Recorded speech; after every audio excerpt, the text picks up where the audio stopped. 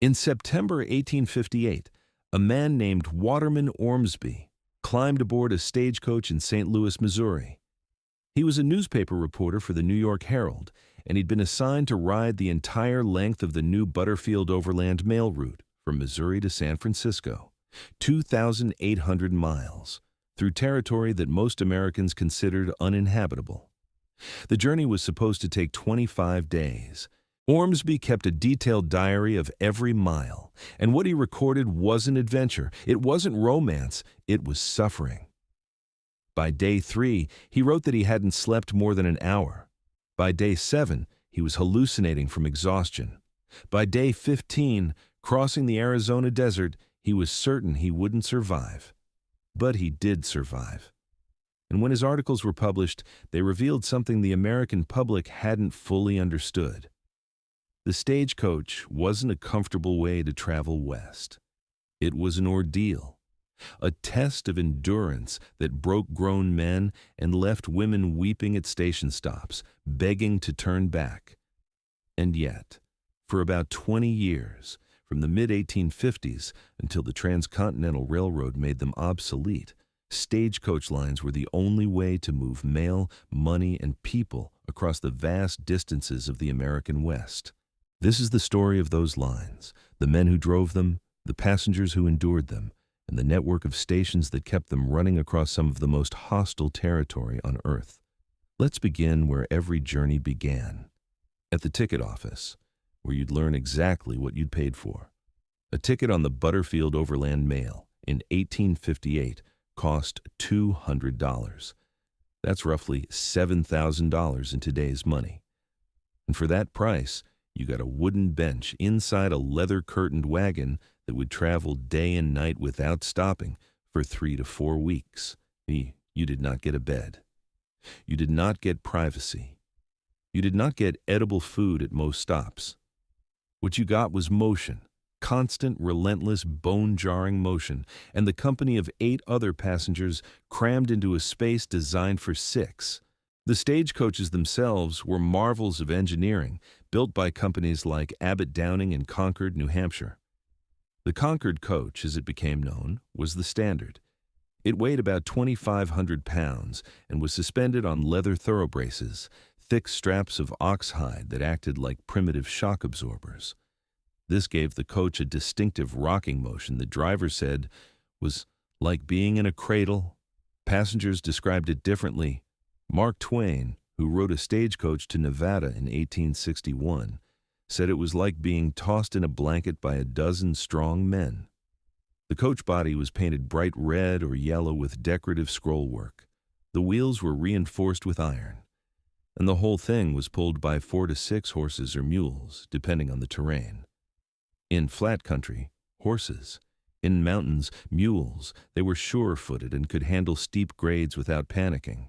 But here's what made stagecoach travel possible. The stations. Every 10 to 15 miles along every major route, there was a station. These weren't hotels. Most weren't even buildings you'd recognize as shelters. But they were the lifeline of the entire system.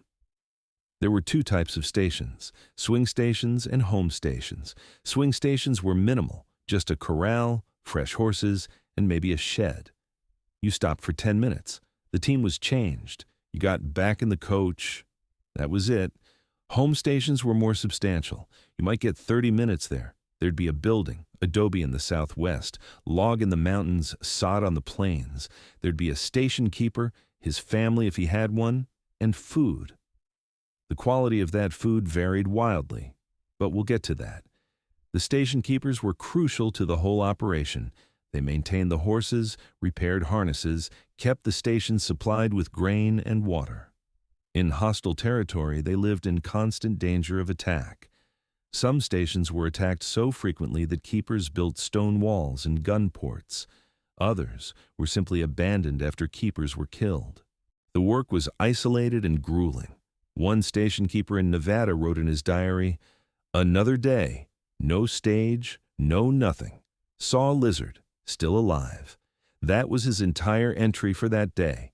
But when the stage did come through, the station keeper had one job: get the horses changed in under 10 minutes, Fresh team in harness, exhausted team watered and fed. Passengers stretch their legs, relieve themselves behind the station, climb back aboard. And then the driver would shout, the brake would release, and you'd be moving again. Always moving. The drivers were the celebrities of the Stagecoach era. They were called Jehus, after a biblical king known for driving his chariot furiously, and the name fit. These men knew every rock, every turn, every dangerous crossing on their route. They drove in darkness without slowing. They drove through storms. They drove when passengers begged them to stop. A good driver could handle a 6-horse team at full gallop on a mountain road so narrow that the wheels hung over the edge. They braided their reins in a specific pattern. Each finger controlled a different horse. Their hands moved constantly, adjusting pressure, communicating through leather straps to animals running at speed. They were paid well, typically between $75 and $100 a month, with the most experienced drivers on the most dangerous routes earning up to $150. That was more than most cowboys made, more than many shopkeepers, and the legendary drivers earned tips on top of their salary. Passengers who survived a particularly harrowing section would pass the hat for a driver who'd kept them alive. Hank Monk was one of the most famous. He drove the Sierra Nevada route from Carson City to Placerville, one of the most dangerous stretches in the West. In 1859, he was driving Horace Greeley, the newspaper editor famous for saying, "Go west, young man." Greeley had a speaking engagement in Placerville and told Monk he was running late. Monk took him at his word. He drove so fast over the mountain roads that Greeley's head was bouncing off the coach ceiling. Greeley started screaming for Monk to slow down. Monk kept driving. When they finally arrived, Greeley could barely walk. He wrote later that it was the most terrifying experience of his life. Hank Monk became a legend. For decades afterward, every stage driver who took passengers over that route would tell them the story of Hank Monk and Horace Greeley. Mark Twain heard it so many times on his journey that he said he contemplated murder just to stop hearing it again. But the drivers had a partner who rarely gets remembered, the shotgun messenger. This is where the phrase, riding shotgun, comes from.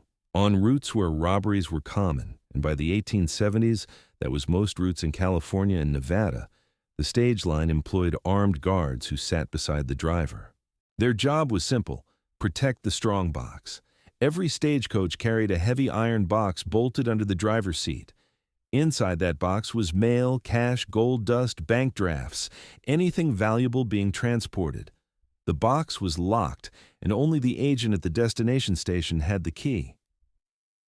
The shotgun messenger carried a double-barreled shotgun loaded with buckshot and usually a revolver as backup. If bandits stopped the stage, the messenger's job was to make robbing it too expensive to be worth the trouble. Sometimes it worked. Often it didn't. Most robberies weren't dramatic shootouts. A man, or several men, would step into the road with weapons drawn and shout the famous line, "Throw down the box." If the driver complied, the robbers would take the strongbox, smash it open, take what they wanted, and disappear. The whole thing took 5 minutes. Passengers were rarely robbed. Their luggage might be searched, but most road agents followed an unwritten code. Mail and money belonged to the company, but passengers were left alone. This wasn't mercy, it was practical. Rob passengers and you'd have witnesses eager to testify. Rob the company, and you had only the driver and messenger to identify you, and they'd seen dozens of robberies. The most famous stage robber was a man who called himself Black Bart. Between 1875 and 1883, he robbed 28 Wells Fargo stagecoaches in California. He worked alone. He never fired a shot. He was unfailingly polite to drivers and passengers. And after several robberies, he left poems at the scene. One read, "I've labored long and hard for bread, for honor, and for riches, but on my corns too long you've tread, you fine-haired sons of bitches." He signed them Black Bart, the P.O.8, the P.O.8, a pun on poet. When he was finally caught in 1883, he turned out to be Charles Bolton, a mild-mannered mining engineer who lived in San Francisco and was known for his elegant manners. He served 4 years in San Quentin and disappeared after his release. Some say he went back to robbing stages under a different name. But for every famous robber, there were 100 miserable miles where nothing happened except discomfort. And the discomfort of stagecoach travel cannot be overstated. Mark Twain's description is the most vivid. He wrote that sleeping in a stagecoach was impossible. You'd doze for a moment, and then the coach would hit a rock or a rut, and you'd be thrown against your neighbor or bounced off the ceiling. Every passenger developed bruises. Some developed broken ribs. The dust was inescapable. In dry country, the wheels kicked up clouds that poured through the leather curtains and settled on everything. You breathed it. You ate it. You arrived at stations with your face caked in it, your mouth gritty with it. Some passengers tied bandanas over their noses and mouths, but it didn't help much. In wet weather, the dust became mud.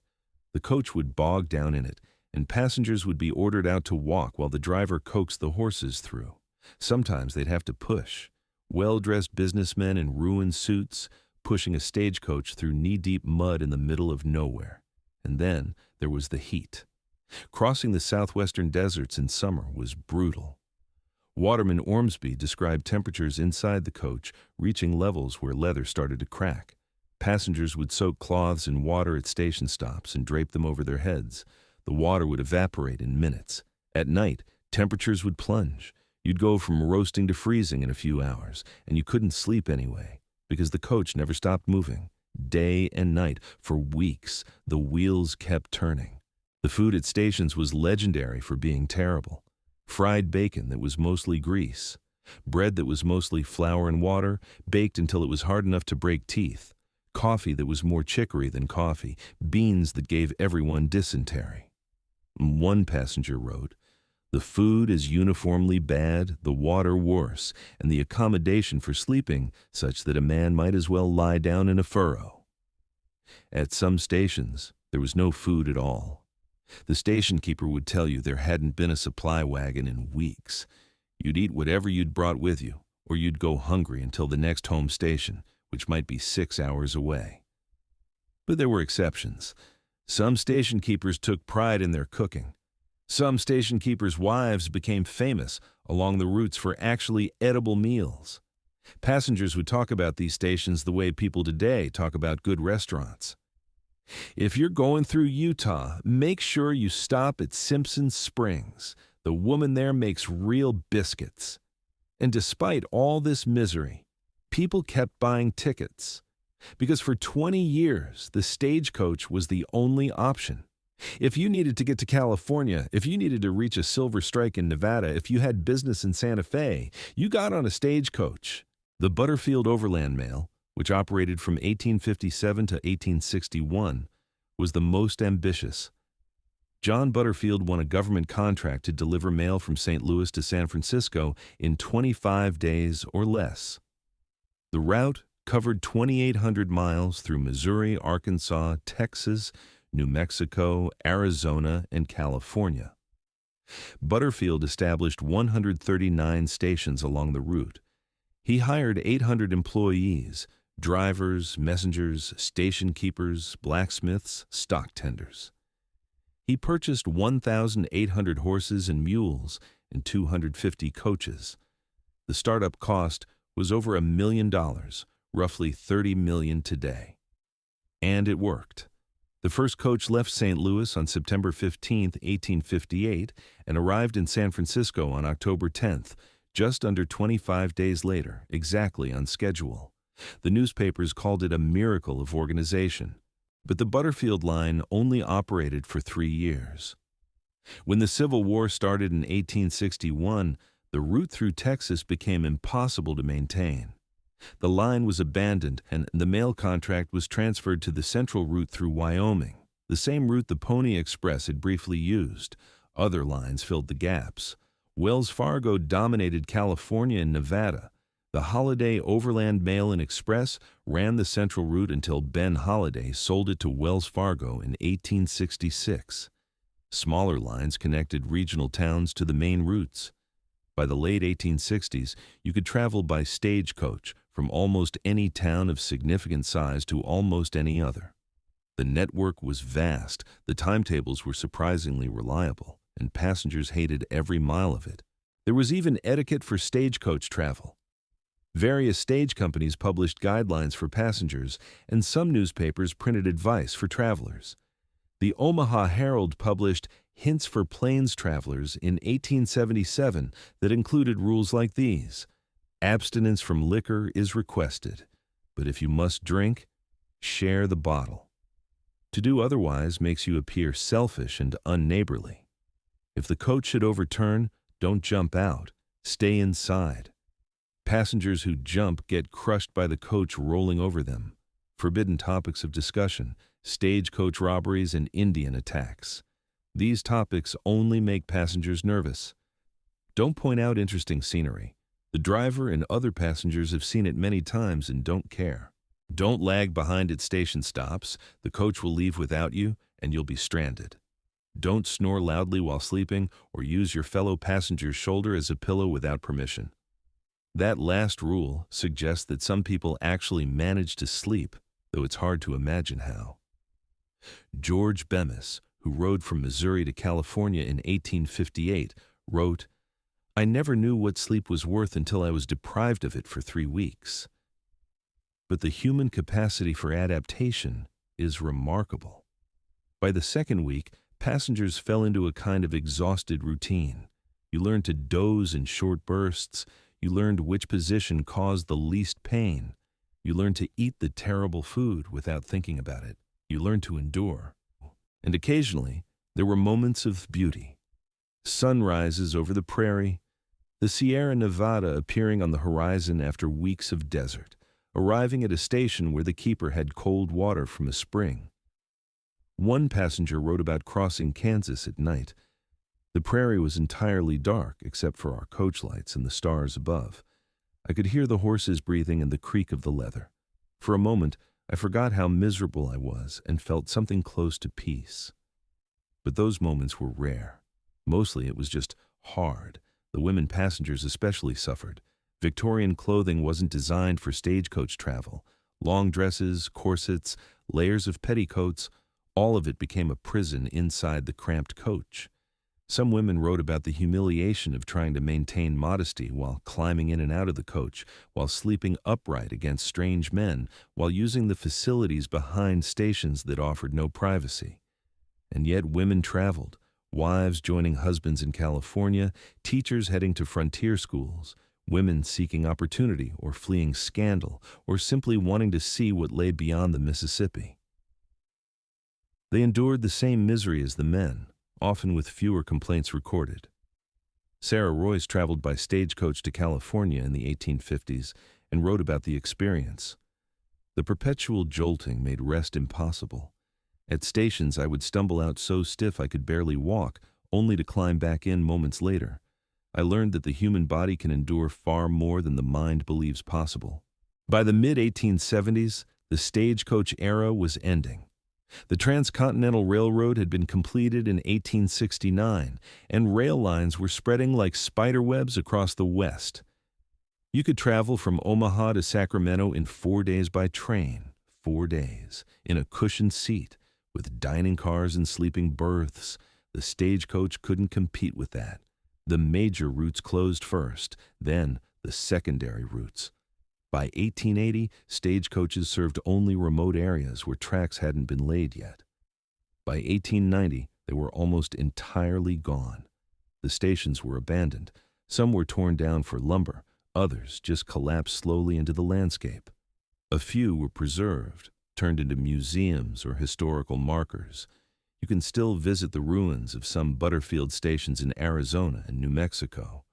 The stone walls still stand. The corrals are still visible, but the horses are gone, and the coaches are gone, and the men who drove them are gone. What remains are the stories.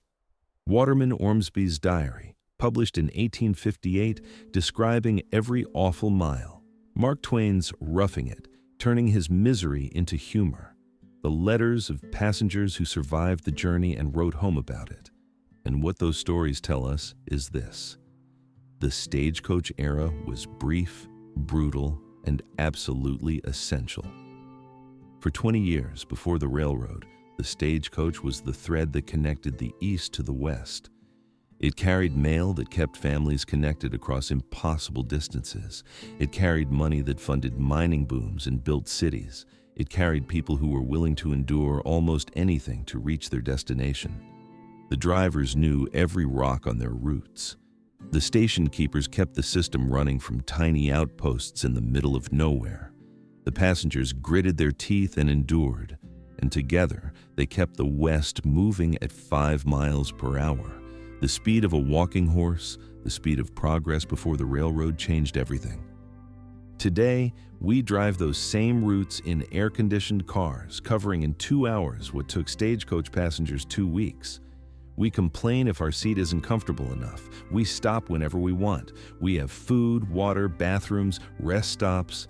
But for a moment, imagine, you're in that coach. You've been moving for 18 days straight. You're covered in dust. Your body aches everywhere. You haven't slept more than an hour at a time in weeks. The food is terrible. The heat is unbearable. And you still have another week to go. But through the leather curtain, you can see the Sierra Nevada in the distance. You're almost there. Almost to California. Almost to whatever brought you west. Gold, land, family, hope, a fresh start. And the driver up front knows every turn of this road. The horses are fresh from the last station. The strongbox is secure. And for just a moment, rocking in that cradle motion, exhausted beyond words, you might close your eyes and sleep.